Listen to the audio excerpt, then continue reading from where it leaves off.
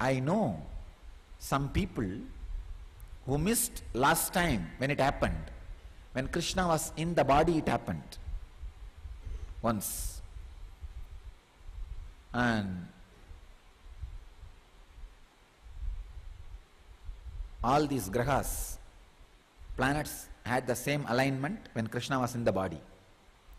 If you study astronomically, you will find it.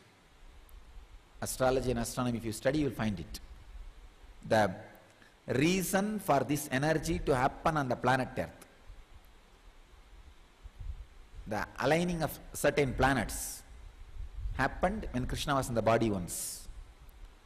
But people who missed waited for 5,000 years and landed again on the planet Earth. Many have landed again. Don't miss this time. Because it is such a natural lift. It's almost like all you need to do is just open the flag in your boat and go with the air. Go with the trend. Automatically your number of thoughts will get reduced day by day. Don't associate depression with less number of thoughts.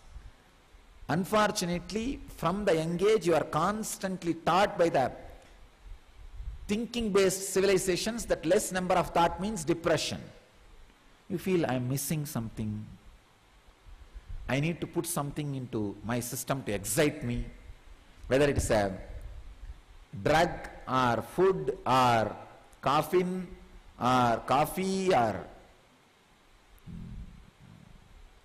thoughts to excite. No, relax. You don't need anything to excite you. Feel comfortable with that less thought space. That will get translated itself into more action space. Less thought, more action. Sattva. The peace. Restful awareness. So much of prediction about this 2012, all over the internet. This is going to happen, that is going to happen, that is going to happen. All thinking-based civilizations are predicting doomsday. All being-based civilizations are predicting enlightenment.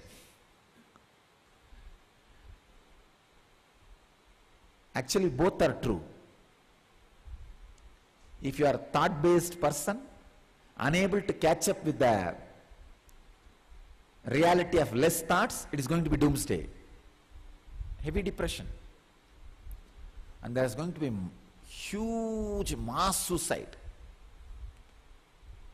And all the countries and societies ruled by the depressed people are going to have war with others, blaming others responsible for their suffering. There is going to be a huge destruction. Understand, you have the responsibility to become conscious, enlightened, and choose enlightened beings as the head of your civilization and society, country.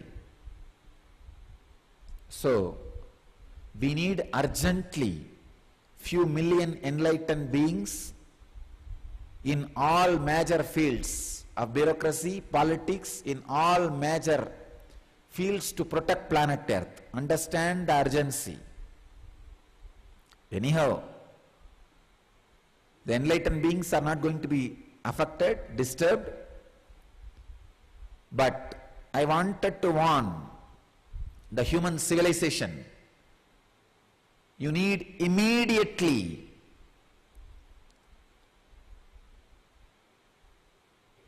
at least few million enlightened beings. People who are very comfortable with the less thought zone, unclutched space.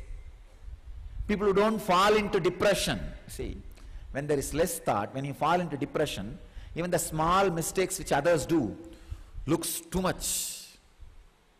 Too much. And you just go for war. War is nothing but a friction, explosion of friction. You don't need a big reason for it. If the friction goes on getting built, just one reason, he stared at me, is enough. He'll start slapping.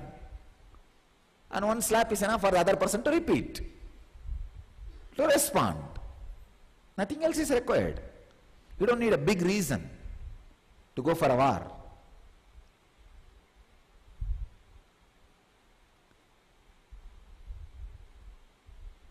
If you want to save yourself, just learn the science of unclutching.